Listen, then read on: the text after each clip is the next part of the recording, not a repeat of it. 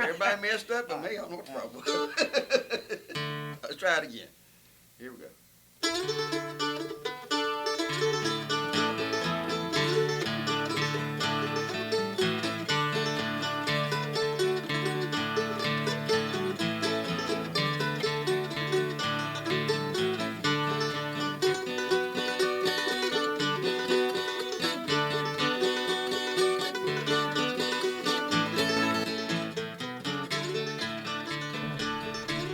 Welcome back to the Back Porch View, brought to you by Appalachian Baptist Church, where the old rugged cross still makes a difference.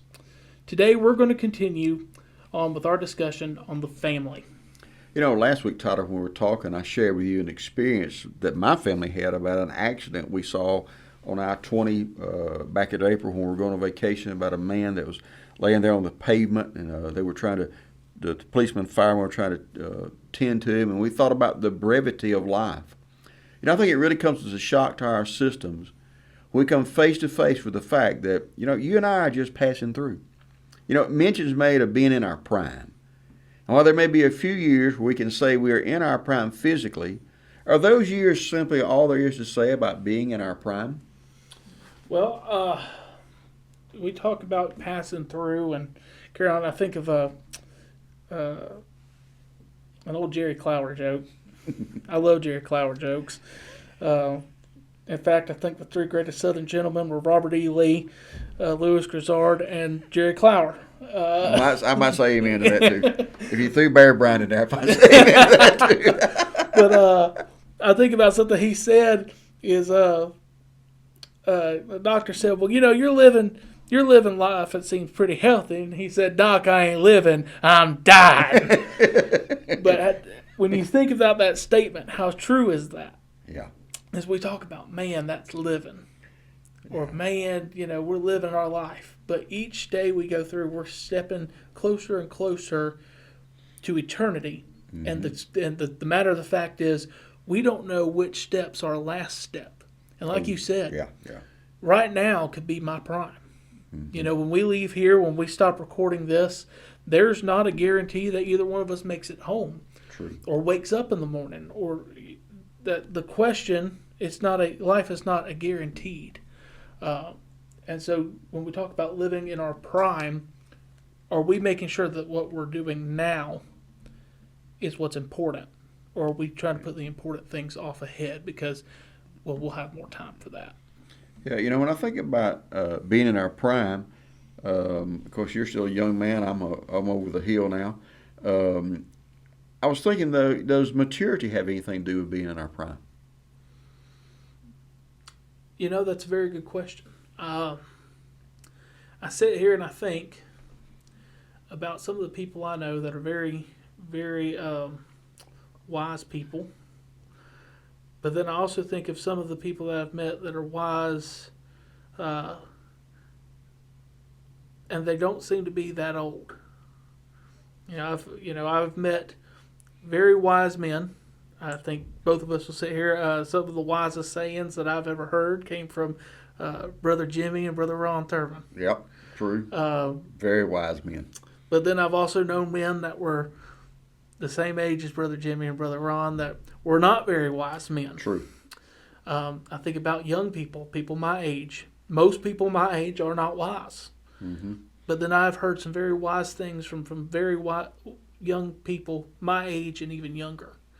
So when it comes to being in someone's prime, I don't think we can measure someone's life based off where they're at and if that's their prime.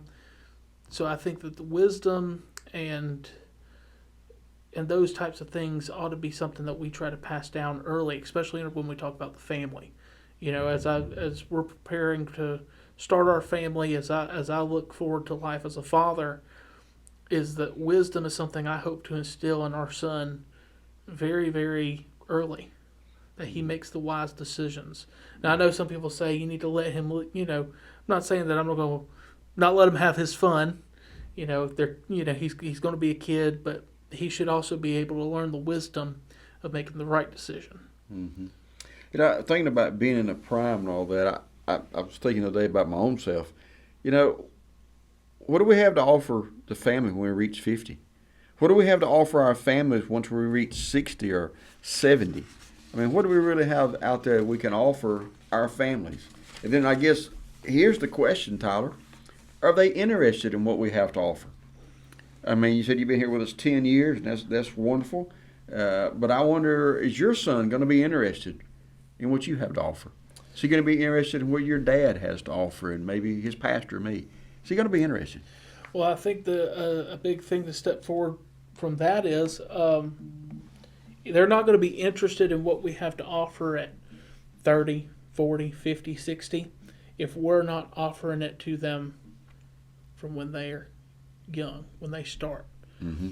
You know, I think about when we continue to have this conversation about, you know, the prime of life and you know, if something were to happen to me, would my son be able to look back on my life and what people would be able to share with him and say, wow, that's a lot. My dad did a lot that I can learn from. You know, Tyler, I have a little different perspective. I mean, you're starting fatherhood. I'm in grandparenthood now, but, you know, I'm amazed as I watch my grown children with their children. I watch them make decisions. I listen to them, and they can laugh sometimes. They'll say something to one of our grandchildren, correct them, and they'll say, "Oh, that sounds like Daddy. That sounds like Daddy." And I watch a lot of decisions they make, and I see things, and they say like, I see myself in that, you know. And I don't want to say I was always right, because I wasn't, but I see them. You know, they're mimicking what they saw growing up.